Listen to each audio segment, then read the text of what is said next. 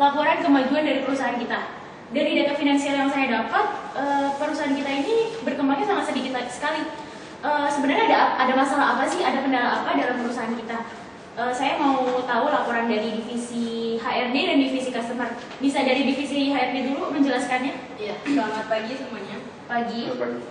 Menurut laporan saya dari divisi HRD selama 1 tahun kemarin itu ada beberapa masalah dari kinerja karyawan, Bu. Ya. Salah satunya itu ada beberapa karyawan, dia kerjanya cepat, tapi dia entah kenapa pekerjaan dia tuh nggak ada yang benar. Selain itu juga karyawan juga ada yang mengeluhkan kesejahteraan dari karyawan itu sendiri. Ya, berarti dari masalah dari karyawannya ya? Iya. Oke. Dari divisi customer gimana? Ya, selamat pagi semua. Pagi. Di sini dari sisi penjualan dan hubungan kita terhadap customer juga mengalami kendala. Apa tuh kendalanya? Jadi pertama tuh produk kita yang gold stagnan. Nah, yang kedua tuh nggak ada customer yang baru. Nah, yang ketiga tuh ada customer lama yang komplain dengan produk kita, yang mereka bilang produk kita tuh tidak sesuai dengan pasar. Nah, mereka juga bilang kalau misalnya produk kita tuh tidak sesuai dengan selera mereka. Terus mereka juga membandingkan produk kita terhadap kompetitor yang mereka bilang lebih berkualitas. Oke. Ternyata banyak juga ya masalah dari perusahaan kita. Yang dari hasil laporan yang kalian berikan, saya mengambil kesimpulan bahwa dari SDM itu sendiri kita kurang banget. Jadi kita harus meningkatin dari SDM-nya. Kita harus mencari solusi atau intervensi supaya perusahaan kita ini juga maju lagi. Gimana kalau kita ngundang konsultan supaya konsultan itu bisa ngasih intervensi yang bagus untuk perusahaan kita supaya perusahaan kita jadi lebih maju lagi. Kalian setuju nggak? Setuju. Oke. Ya, selamat pagi Bu Nanda dan para stafnya, Ibu Bella juga. Pagi. Saya Pak Rizky dari perusahaan BNT Training Center. Ingin memberi pelatihan kepada perusahaan yang Ibu pimpin di sini. Bagaimana sih memberdayakan organisasi sumber daya manusia yang ada di organisasi yang Ibu pimpin ini. Ternyata ada beberapa cara-cara dan kiat-kiat untuk memberdayakan orang-orang di perusahaan Ibu. Yang pertama yaitu, nah, kita harus tahu dulu pengertian sumber daya yang empower tapi nggak enable. Terus ada juga enable tapi tidak empower. Itu maksudnya seperti apa? Nah, maksudnya ini kira-kira yang pertama, dia empower tapi tidak enable. Jadi dia boleh bekerja, dia punya tenaga untuk bekerja, dia cekatan, tapi dia tidak menerapkan pengetahuannya dia punya untuk melakukan pekerjaan itu. Jadi dia hanya sembarang kerja, ceroboh. Pekerjaannya sih tepat waktu tapi tidak maksimal, tidak berkualitas. Terus selanjutnya itu karyawan yang enable tapi tidak empower. Nah, di sini dia tuh punya pengetahuan yang dibutuhkan oleh perusahaan, tapi dia tidak mengerti atau dia tidak tahu bagaimana menerapkan pengetahuan yang dia punya itu untuk melakukan pekerjaannya. Mengerti? Mengerti, Pak. Selanjutnya ada nih, kita harus menggabungkan antara kemampuan empower dan enable ini. Jadi orang yang empower dan enable, dia sekatan dalam bekerja juga menerapkan pengetahuan ini dalam pekerjaannya. Nah, ternyata ada subsistem dalam organisasi belajar ini, subsistem dari sumber daya manusia di perusahaan. Yang pertama itu ada manajer dan leader, yaitu Ibu Nanda selaku manajer. Terus ada karyawan, ada customer, terus ada partner bisnis, ada supplier, terus ada komunitas. Selanjutnya itu, nah ini ada strategi untuk bagaimana kita memberdayakan sumber daya manusia di organisasi yang Ibu pimpin. Yang pertama itu, berikan contoh dan demonstrasi belajar.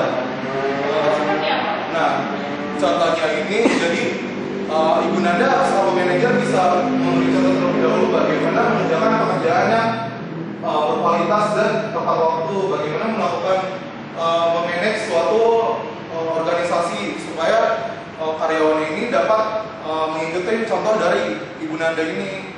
Gitu. Selanjutnya itu yang kedua, membuat iklim mendukung belajar.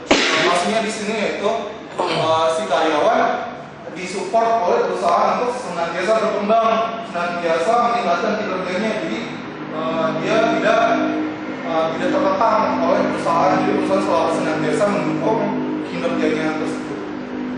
Yang ketiga yaitu beri kesempatan karyawan untuk belajar dan menghasilkan. Jadi karyawan tidak dibatasi oleh perusahaan, jadi karyawan ini dipersilakan untuk berkembang sesuai dengan kemampuannya. Terus Maksudnya itu menghasilkan apa ya, Pak? menghasilkan, contohnya menghasilkan suatu pekerjaan ini, jadi dia sesuai dengan kreativitasnya, sesuai dengan kemampuannya itu. Jadi perusahaan tidak menuntut akan hasil dari pekerjaannya itu harus sesuai kayak gini. Jadi harus dikembangin sesuai dengan kreativitas dan kemampuan kinerja dari karyawan tersebut. Yang keempat yaitu membuat kebijakan yang menghargai orang yang belajar. Berarti ini seperti employee of the month. Nah, iya, jadi ini kayak memberi rewards kepada karyawan. Jadi karyawan setidaknya merasa dihargai, wah ternyata perusahaan ini menghargai atas kinerja yang saya bangun, kinerja saya selama ini ternyata dihargai loh. Misalnya dengan intensif tambahan, employee of the month, salah satunya juga bisa. Yang kelima yaitu membuat tim kerja yang di-manage sendiri. Jadi karyawan harus dibuat suatu teamwork. Nah, di teamwork ini manajer hanya memberi arahan, tidak memanage teamwork ini satu persatu. Jadi di teamwork ini dipersilakan untuk berkembang sesuai dengan bagaimana si orang-orang yang ada di tim ini memanage grupnya sendiri. Jadi dibiarkan berkembang sendiri di grupnya itu. Yang keenam yaitu membuat belajar yang seimbang dengan pengembangan individu. Mengerti tidak maksudnya? Saya kurang paham deh, Pak. Bisa dijelaskan? Ya, jadi maksudnya ini pekerjaan yang dihadapi oleh si individu ini harus sesuai dan harus membuat individu ini berkembang, kinerjanya berkembang senantiasa berkembang itu kinerjanya dengan tugas-tugas yang diberikan oleh perusahaan. Yang ketujuh yaitu mendorong dan meningkatkan partisipasi customer. Nah, di sini ternyata peran dari eksternal itu sangat penting juga seperti customer ini. Jadi perusahaan Ibu Nanda kan perusahaan advertising ya, tentunya harus memikirkan bagaimana selera customer, terus dia selera pasar juga, bagaimana produk yang customer inginkan kayak gitu. Jadi kita harus turun ke lapangan ya untuk Iya. mengetahui Ibu Nanda, apa sih yang dibutuhkan dengan mereka. Iya, pasti harus senantiasa berkonsultasi dengan customer apa yang mereka inginkan. Yang ke-8 ini memaksimalkan belajar dari partner bisnis.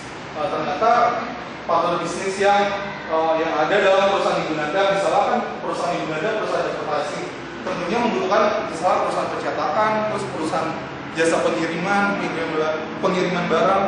Itu juga harus ada komunikasi kerjasama antara perusahaan Ibu Nanda dan partner bisnis yang lain. Jadi agar perusahaan kerjasama yang Ibu Nanda bangun, perusahaan yang Ibu Nanda bangun dengan partner bisnis ini sangat biasa berkembang. Yang ke-9 yaitu membangun kerjasama dengan supplier dan vendor. Nah, supplier ini pemasok bahan baku dan vendor ini juga sama seperti supplier, sama juga dengan rekan bisnis. Jadi harus senantiasa mendengarkan aspirasi, tukar pikiran, knowledge sharing dengan perusahaan lain sebagai supplier dan vendor, seperti itu. Nah, yang terakhir itu menyediakan peluang pendidikan untuk masyarakat. Contohnya ini, apakah perusahaan Ibu Nanda sudah terdapat CSR? Belum tuh, Pak. Oh, belum ada ya. Jadi CSR ini Corporate Social Responsibilities. Jadi bagaimana tanggung jawab perusahaan Ibu Nanda terhadap masyarakat sekitar, terhadap society sekitar.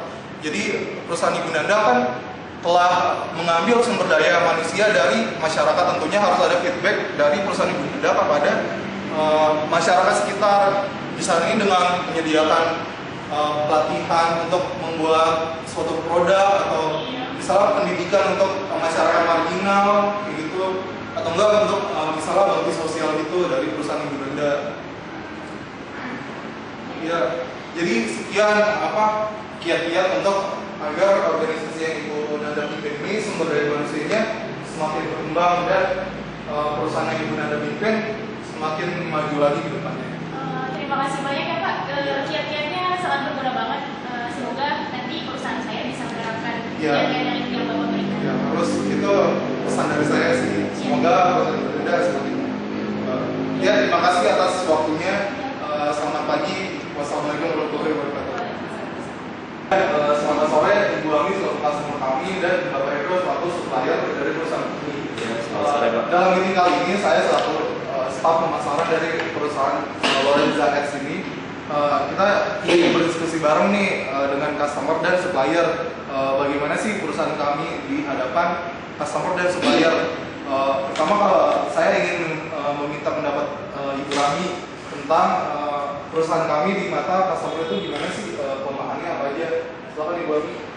Oke, saya sebagai customer yang sudah beberapa kali bekerja sama dengan perusahaan Bapak dan teman-teman saya juga beberapa yang sudah bekerja sama dengan perusahaan Bapak menilai bahwa hasil produk dari perusahaan Bapak itu menurut kami dan saya sebagai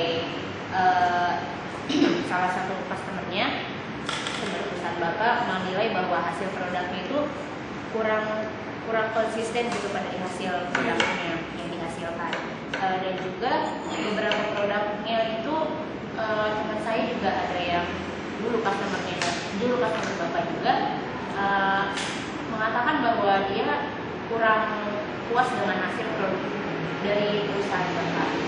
Mungkin kekurangannya dari perusahaan Bapak juga karena customer kurang dilibatkan dalam pembuatan produk itu sendiri. Menurut saya apabila melibatkan customer itu akan menghasilkan produk yang lebih baik. Oh, jadi seperti itu ya. Jadi dalam kita membuat proyek ini produk, jadi perusahaan kami ini senantiasa harus melibatkan customer dalam setiap diskusi baru itu. Supaya hasilnya juga lebih baik. Oke, terima kasih pendapatnya Ibu. Selanjutnya Bapak Eko selaku supplier kami. Silakan pendapat. Ya, saya sebenarnya kurang suka dengan cara perusahaan Bapak yang tidak mengajak diskusi produk advertisingnya. Jadi kami merasa kalau produk advertisingnya kurang puas, perusahaan kami kurang puas karena tidak diajak berdiskusi. Kalau diajak berdiskusi kan lebih enak bagaimana menentukan produknya, bagaimana ke depannya juga. Ya jadi saran dari saya ke depannya mungkin kita lebih banyak komunikasi agar terjadi diskusi yang baik.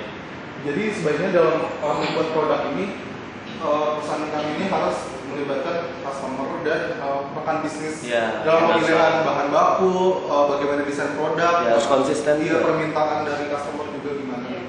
Ide-ide dari customer juga sebenarnya harus didengarkan.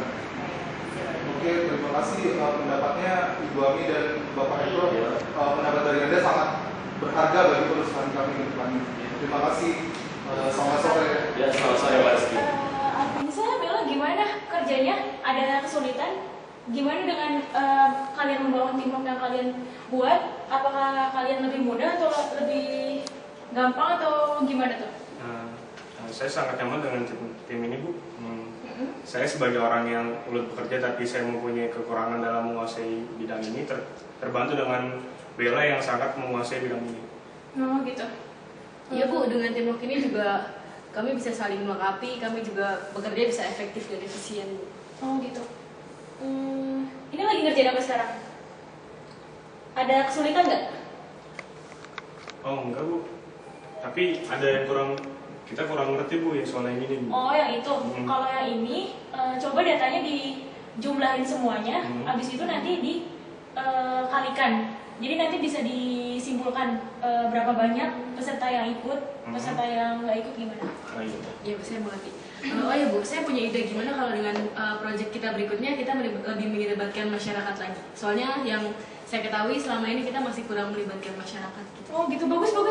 Perusahaan kita sebenarnya juga harus ikut turun ke lapangan supaya kita bisa lebih mengenal masyarakatnya seperti apa, permintaan mereka tuh seperti apa. Bagus, ide kamu nanti saya akan tampung supaya itu nanti bisa kita realisasikan bareng-bareng. Ya, terima kasih Bu. Ya, sama-sama.